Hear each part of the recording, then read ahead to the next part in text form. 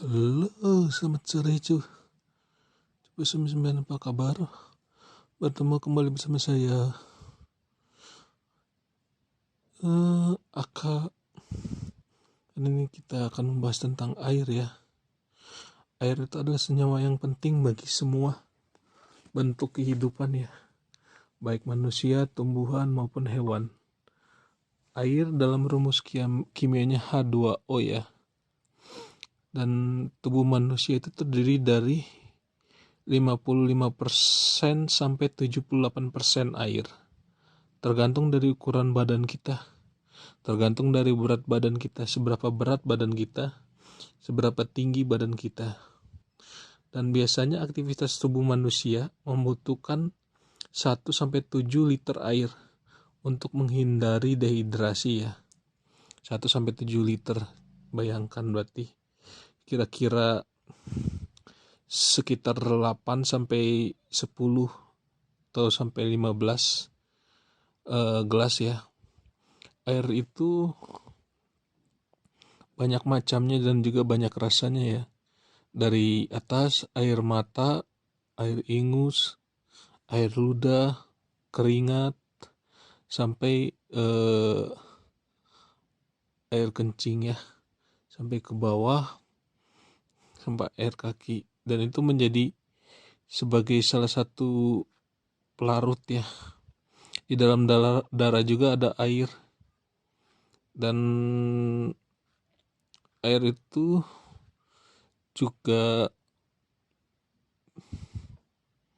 bisa mengurangi lemak ya melalui keringat. Dan fungsi-fungsi air di dalam tubuh, yang pertama sebagai pembentuk sel dan cairan tubuh. Pembentuk sel dan cairan tubuh ya. Hal ini secara tidak langsung mengatakan bahwa fungsi air itu untuk membantu pembentukan berbagai cairan tubuh, seperti pembentukan cairan lambung, hormon, enzim, ataupun cairan-cairan yang dalam tubuh lainnya. Selain itu juga ada bagian otot tubuh yang tonus otot sehingga otot mampu berkontraksi. Dan itu ada bagian airnya juga. Lalu yang kedua, air itu sebagai pengatur suhu tubuh ya. Maksudnya pengatur suhu tubuh yaitu apa? Yaitu menghasilkan dan menghantarkan panas ke seluruh bagian tubuh untuk menjaga kestabilan suhu tubuh.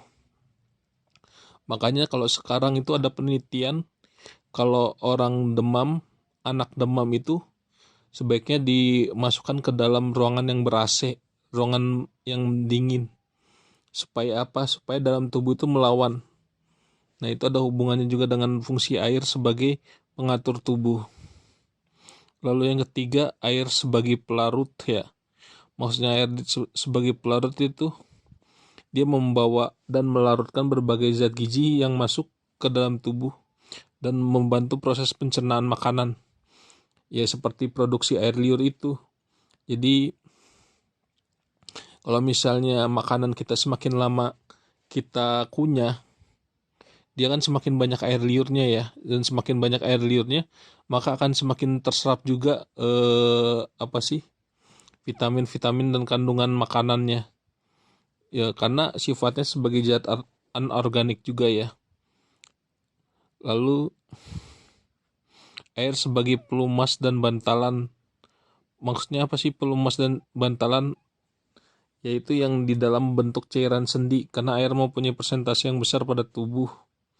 Misalnya tulang rawan yang ada di ujung tulang panjang mengandung banyak air yang berfungsi sebagai pelumas.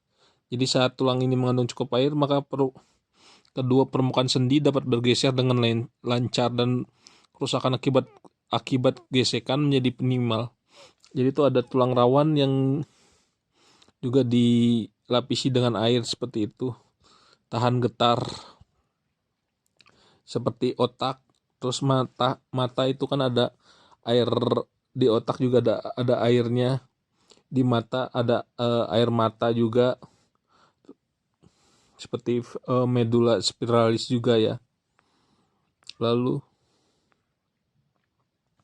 seperti itu aja. See you next time. Ding.